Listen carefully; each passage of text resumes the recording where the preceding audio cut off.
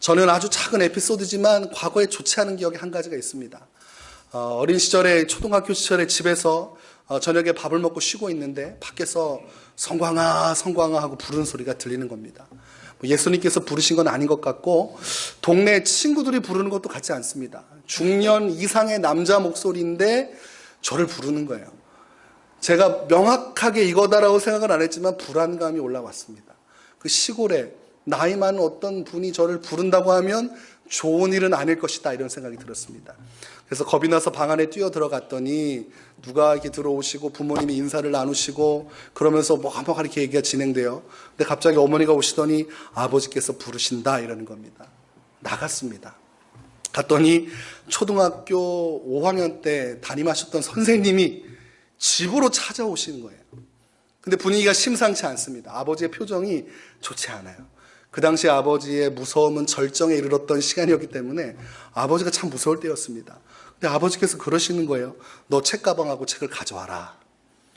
제가 그때 참 당황했습니다. 책은 다 학교에 있고 책가방에는 빈 상태인데 그걸 가지고 오라는 거예요. 그래서 엄청난 충격을 받으면서 죄책감을 가지고 책가방을 가지고 갔는데 아버지께서 책가방을 뒤지는데 책이 있습니까? 없습니까?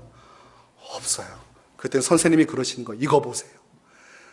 성광이가 이렇게 책을 학교에 다 가지고 놓고 다니면서 열심히 공부를 안 하고 있습니다. 이렇게 얘기하시는 거예요.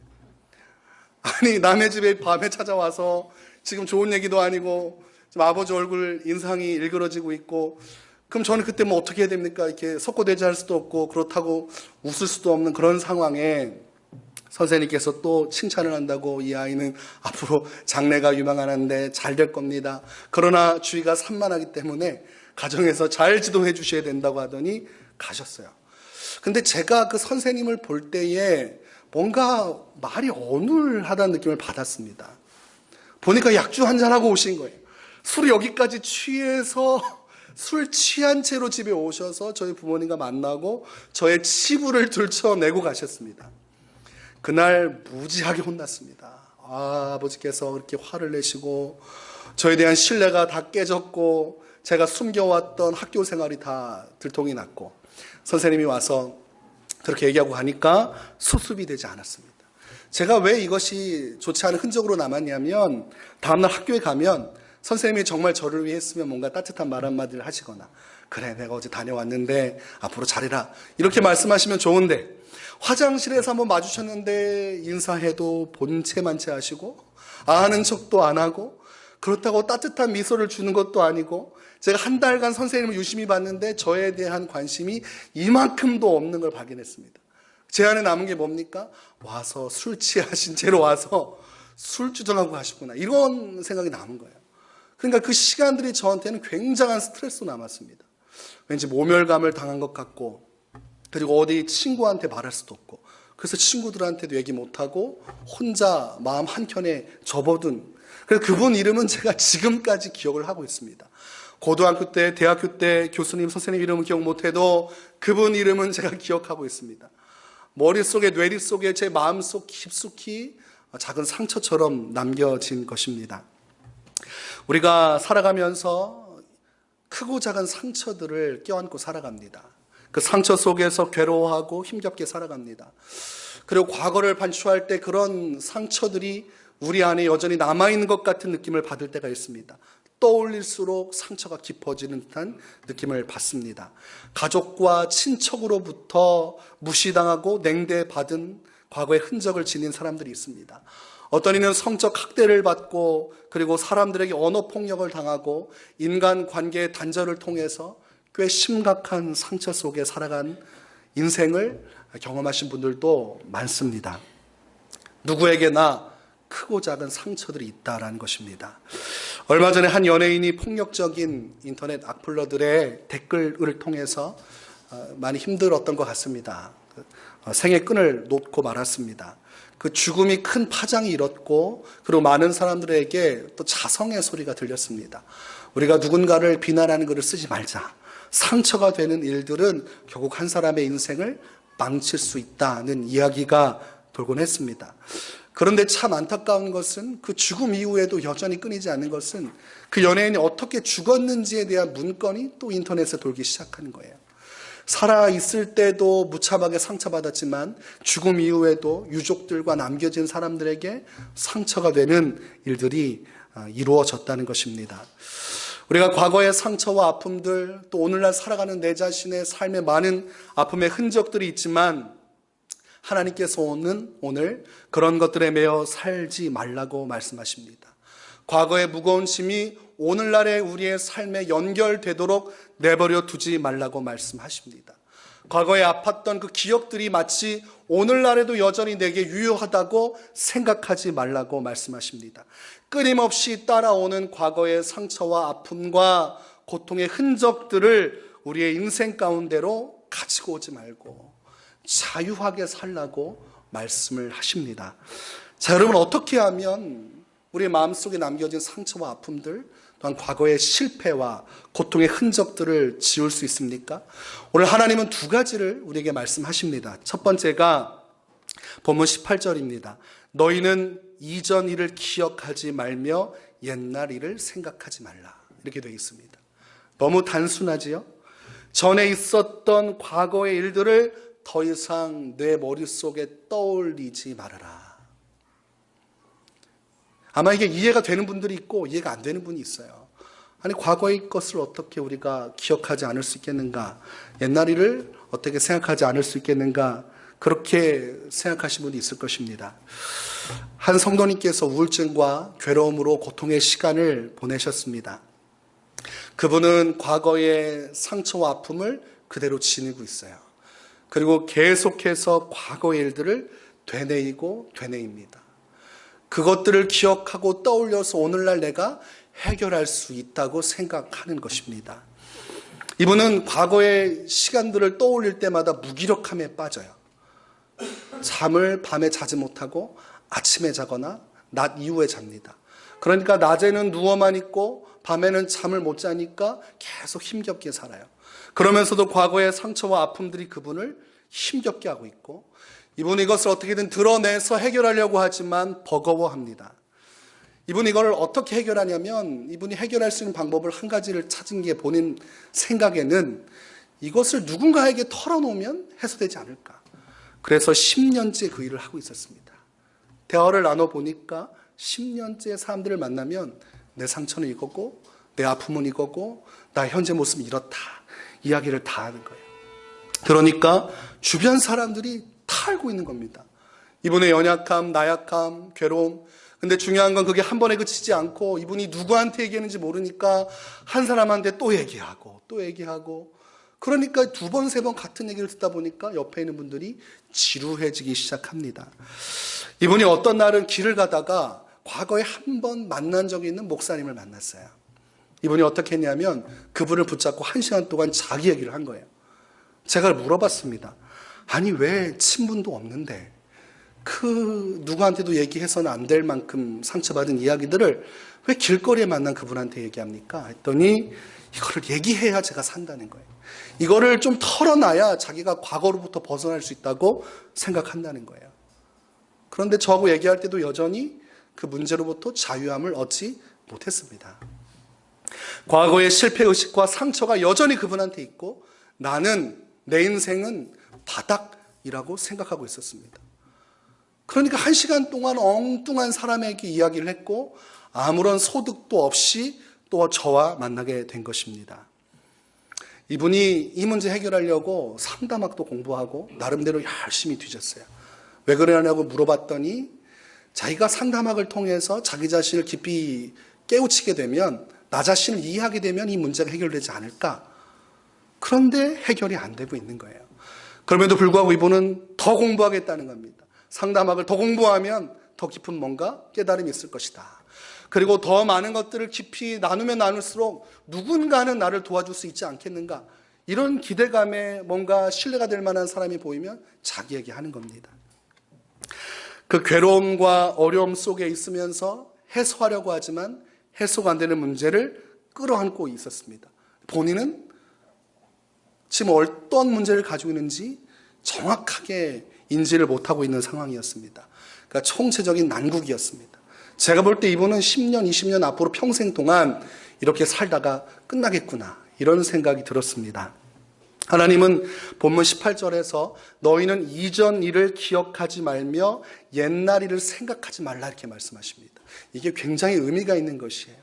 제가 말씀드린 그 한 성도님의 이야기와 이 본문의 말씀을 배치시키면 이해가 되는 거예요.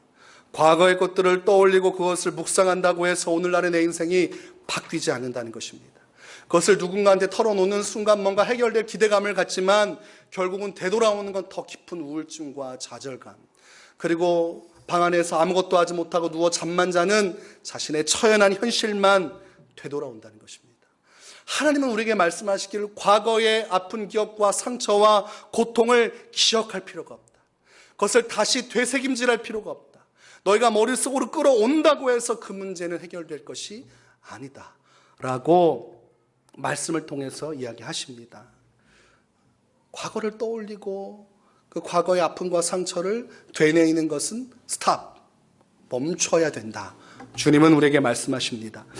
하나님께서 과거를 더 이상 기억하거나 생각할 필요가 없다고 말씀하신 것은 이유가 있습니다.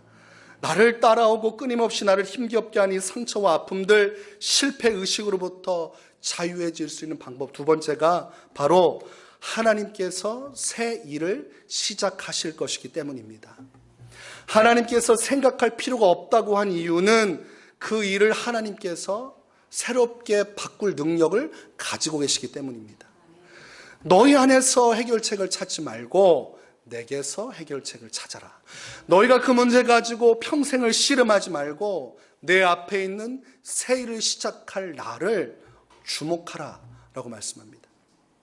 자기 일에 매여 있으면 다른 걸 볼 수가 없어요. 젊은 시절 열심히 일했지만 나중에 자녀와의 관계가 깨진 분들이 있습니다. 열심히 몰두했지만 자녀를 보지 못한 것입니다. 우리가 우리 안에 있는 생각 속에 사로잡혀 있으면 하나님을 보지 못합니다. 내 문제 내가 자꾸 끌어안고 씨름하다 보면 하나님께서 역사하시는 것을 온전히 바라보지 못한다는 것입니다. 그래서 하나님은 이제 그것을 끊어내고 하나님께 주목하라고 말씀하십니다.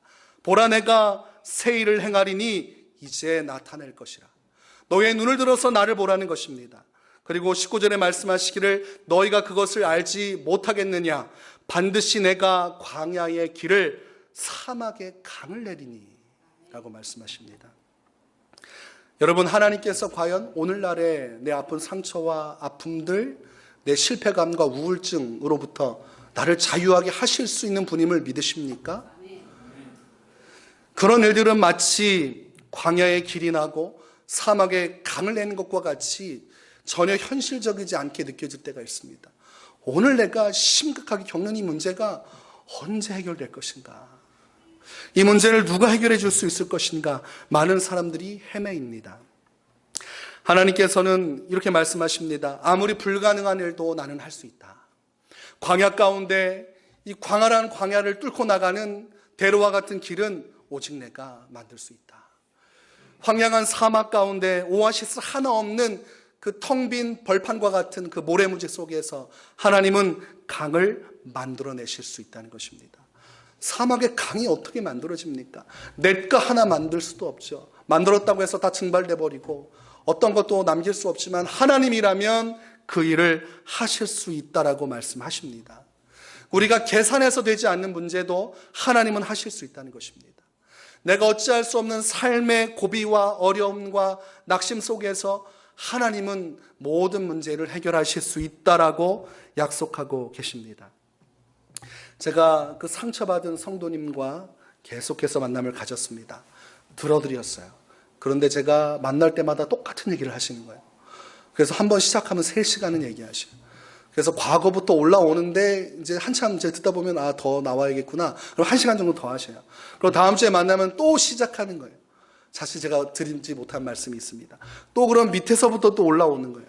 그러니까 저는 이제 내력을 다 알고 상처가 뭔지 알지만 여전히 둘이 이렇게 쳐다보면서 아무런 해결책도 없는 상황인 거죠. 제가 들어준다고 해서 해결도 안 되고 그분이 저한테 얘기했다고 해서 해결되지 않아요.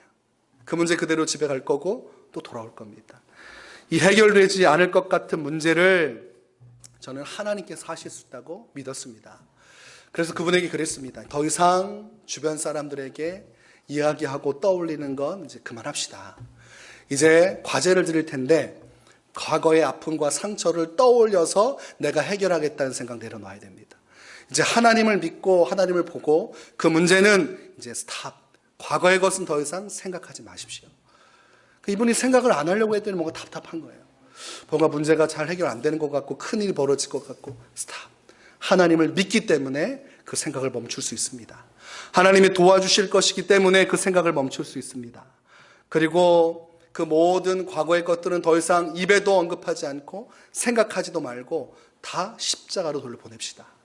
그리고 오늘 하나님께서 약속하신 복음을 붙잡읍시다 얘기했습니다. 그래서 복음을 향해 나갔습니다. 이분의 해결책은 과거로 가는 것이었는데 저와 함께 이 문제를 극복하는 해결책은 복음으로 가는 것이었습니다. 하나님께로 더 가까이 가는 것이었습니다. 그래서 복음을 다시금 설명드렸어요. 이분이 복음을 지식적으로는 알고 있지만 체험적으로는 알지 못했습니다. 내가 살아가고 있는 오늘날의 이 문제와 복음이 직접적으로 연관이 될 수 있다는 사실은 받아들이지 못하고 있었다는 것입니다. 그래서 가장 먼저 하나님의 사랑, 이 십자가 복음에 담겨진 주님의 완전한 사랑을 나누기 시작했습니다. 요한복음 10장 11절 말씀에 예수님께서 이런 말씀을 하십니다. 나는 선한 목자라 선한 목자는 양들을 위하여 목숨을 버리거니와. 그리고 18절에 이렇게 말씀하십니다. 이를 내게서 빼앗는 자가 있는 것이 아니라 내가 스스로 버리노라. 나는 버릴 권세도 있고 다시 얻을 권세도 있으니 이 계명은 내 아버지에게서 받았노라 하시니라. 지금 예수님께서 하시는 말씀은 그겁니다. 나는 선한 목자라 나의 양들을 위해 목숨을 버리고, 이 목숨을 버리는 것은 하나님 아버지께서 명령하셨기 때문이 아니라 이 목숨에 대한 권한은 내게 있는데 내가 자원하여서 양들을 위해 목숨을 주노라 라고 말씀합니다. 핵심적인 것은 이것이죠. 내가 사랑하여서라는 것입니다. 요한복음 15장 13절 말씀에 이렇게 말씀하시죠. 사람이 친구를 위하여 자기 목숨을 버리면 이보다 더 큰 사랑이 없나니. 그러면서 우리를 친구라고 부르십니다. 그리고 어떻게 하십니까? 친구인 우리를 위해 십자가에서 목숨을 내어줍니다. 즉 더 큰 사랑이 없는 완전한 사랑을 십자가에서 보여주셨다는 것입니다. 그 십자가를 묵상하고 십자가를 바라보면서 우리가 집중하는 것은 그분과 저는 예수님의 사랑, 하나님의 사랑에 집중했어요. 과거에 지나간 것들을 볼 때마다 내가 무너져 내리지만 십자가를 볼 때마다 내가 세워져 가는 것을 느끼는 것이죠. 그 깊은 사랑을 묵상했고 한 주간 기도했고 그 말씀을 붙들기 시작했습니다. 그리고 고린도후서 5장 17절 말씀을 함께 읽고 기도했습니다. 그런즉 누구든지 그리스도 안에 있으면 새로운 피조물이라. 이전 것은 지나갔으니 보라 새 것이 되었도다. 한번 따라서 해보실까요? 그런즉 누구든지 그리스도 안에 있으면 새로운 피조물이라. 이전 것은 지나갔으니 보라 새 것이 되었도다. 이전 것은 지나갔습니다. 오늘 하나님은 이전 것은 끝났다라고 말씀하시고 너와 나의 복음의 관계 속에서 이제 모든 것은 새로워질 것이다 말씀하십니다. 예수님을 믿으면 죄악으로부터 자유함을 얻고, 예수님을 믿으면 과거의 상처와 흔적으로부터 자유함을 누리고, 예수님을 믿으면 이제 새로운 존재가 되는 것입니다. 그러나 그분은 이 복음의 말씀에 대한 것을 깊이 깨우치지 못했어요. 복음 안에서 여전히 나는 옛 것이요, 옛 실패자요, 나는 상처받은 사람이라고 생각했습니다. 그러니까 그 심령 속에 사탄이 들어와서 밤마다 노략질한 것이죠. 영적으로.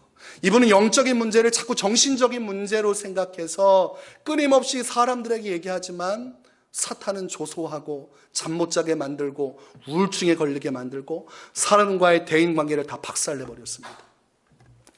하나님 안에서 이 문제를 해결하실 예수님의 복음을 바라보면서 이제 선포하십시오. 이전 것은 지나갔다. 과거의 그 아픈 상처와 고통은 나와 상관이 없다. 나는 주님의 자녀요, 새로운 존재요, 내 안에 계신 성령께서 복음을 통해 나와 함께 하신다. 이것을 입으로 계속 선포하고 기도하라고 말씀드렸습니다. 이분이 그렇게 순종하면서 하셨어요. 한 주, 두 주, 세 주 시간이 지나갔는데 표정이 어떻게 바뀌었을까요? 환해지는 거예요. 표정이 환해지는 겁니다. 입술 속에 항상 부정한 생각, 그리고 부정적인 생각, 상처받았다는 자기 고백, 그리고 나는 어쩔 수 없다는 아픔에 대한 고백이 사라지고 예수님 안에서 나는 새로운 피조물이 되었고 예수님 안에서 나는 자유해졌고 하나님께서는 이전 문제를 다 해결하셨고 과거와 나는 이제 단절됐다는 고백을 할 때 하나님의 성령께서 그 영혼을 만지기 시작하셨습니다. 그 심령을 만지고 회복시키니까 어둠의 권세가, 그림자가 사라지기 시작한 거예요. 낮과 밤이 뒤섞인 것이 정상적으로 맞추어졌고 그분의 삶의 회의감과 허전함, 허무함이 가득했던 그 마음속에 소망이 생겨나기 시작했습니다. 아, 하나님은 오늘날도 살아계시는구나. 이 복음의 능력은 죽은 것이 아니라 살아있는 것이구나. 이 복음의 말씀을 제대로 믿고 그 말씀에 순종하여 믿음으로 살면 하나님은 오늘날의 연약한 내 인생도 새롭게 해주시는구나. 복음 안에서 자신이 특별한 존재임을 깨우치게 되었습니다. 여러분, 복음 안에서만이 우리는 자유할 수 있습니다. 예수님께서 주신 십자가의 은혜를 통해서 오늘도 우리는 새 것이 되는 것입니다. 하나님께서 보라 내가 새 일을 행하리니 이제 나타내겠다고 말씀하셨습니다. 과거의 것들 어떠한 것이든 더 이상 내 인생 가운데 중요하지 않습니다. 저는 제가 사역할 때마다 항상 첫 고비가 있었어요. 어떤 것이냐면 실패의식에 관한 것들을 많이 듣게 됐습니다. 가는 곳마다 그랬던 것 같아요. 가는 곳마다 뭔가 이렇게 하려고 그러면 첫 번째가 전도사님 그거 안 됩니다. 그리고 목사님 그거 안 됩니다. 그거 그렇게 하시면 불가능합니다. 그럴 때마다 저도 의기소침해지는 거예요. 뭐 제가 별 수 있습니까? 사람인데 기존에 했던 분들이 안 된다고 그러면 안 되는 거 아니겠습니까? 그럴 때마다 괴로웠어요. 야, 이거 다 안 된다고 그러는데 내가 와서 된다고 했다가 책임 못 지면 어떡하지? 그냥 가만히 있다가 갈까? 그런데 이제 복음의 사명은 그런 것이 아니잖아요. 하나님의 사명은 그런 것이 아니에요. 목회자가 안 된다고 하고 가만히 있을 바에는 목회를 안 하고 말지. 이런 생각이 제 안에 있었습니다. 그러니까 스트레스를 많이 받는 거예요. 현실을 인정하자니 미래가 없고 현실을 부정하고 믿음으로 하자니 이 주어진 환경이 너무 암담한 거예요. 그때마다 괴로웠습니다. 그런데 제가 희망하고 있는 것은 하나님에 대한 기대였어요. 그래, 나는 못하지만 하나님은 하실 수 있지 않은가. 내가 지금 뭔가를 바꿀 수 있는 능력과 경험이 없지만 사람들을 설득할 수 있는 내가 미천이 없지만 내가 하나님께 기도하고 주의 약속을 붙든다면 하나님께서 하시면 되지 않겠는가. 그래서 그 마음을 가지고 과거와 지나간 시간들의 아픔 속에 있는 분들과 함께 뒤엉켜 주의 사역을 이루었습니다. 제가 붙든 말씀이 있습니다. 히브리서 10장 38절 말씀입니다. 나의 의인은 믿음으로 말미암아 살리라. 또한 뒤로 물러가면 내 마음이 그를 기뻐하지 아니하리라. 하나님께서는 믿음을 원하시는구나. 뒤로 물러서기를 원치 않는구나. 전진 앞으로를 제가 잘합니다. 전진 앞으로 제가 성향상 전진 앞으로를 좋아하는 게 아니에요. 저 자꾸 이제 뒤돌아보는 것도 좋아하고 과거 생각하는 것도 좋아하고 현실을 제가 판단하는 빠르기가 빠릅니다. 눈치가 빨라요. 그러나 제가 붙잡고 있는 건 저의 진취적인 성향도 아니요, 제가 가지고 있는 무지막지한 추진력도 아닙니다. 한 가지예요. 주의 말씀. 하나님이 이렇게 말씀하셨으니까 믿겠노라고 고백하는 겁니다. 나의 의인은 믿음으로 말미암아 살리라 하셨으니까 안 된다고 할 때 된다고 말할 수밖에 없습니다. 제가 부목사 생활할 때도 갔더니 교구가 여러 가지로 어려움이 있었어요. 그래서 뭔가 기도하려고 그랬고 모임을 이야기할 때 다들 그러는 거예요. 목사님 하지 마세요. 왜 그러냐고 했더니 지금까지 모인다고 할 때 모이지도 않았고 모인다고 해봤자 얼마 모이지도 않으니까 목사님은 하지 않는 게 좋을 것 같습니다. 제가 부임하고 나서 그때 들은 그 반응이에요. 저한테 아무것도 하지 말라고 하더라고요. 그래서 기도 모임 한다고 했더니 그냥 집에서 시간 정해서 각자 하는 걸로 하자고. 그게 핵심 리더들의 생각이었습니다. 안 된다, 불가능하다, 했다가는 목사님 상처받는다. 그리고 주변에 물어봤더니 힘들다, 어렵다, 안 된다. 그리고서 다 저 멀리 계신 거예요. 그래서 생각해 보니까 저 혼자 앞에 있는 것 같고 다들 멀리 있는 것 같은데 이해는 했어요. 얼마나 힘드셨을까. 얼마나 고통스러웠을까. 그리고 그 안에서 부딪히면서 상처받고 힘들었으니까 그 마음 가지고 목회자를 생각하는 마음으로 미리 얘기해 준다는 생각은 가졌습니다. 그러나 누구 하나가 믿음을 가지고 가지 않으면 문제는 해결되지 않습니다. 그래서 그때도 기도하면서 앞으로 나갔습니다. 민수기 23장 19절 말씀에 주의 언약에 대해서 이렇게 기록합니다.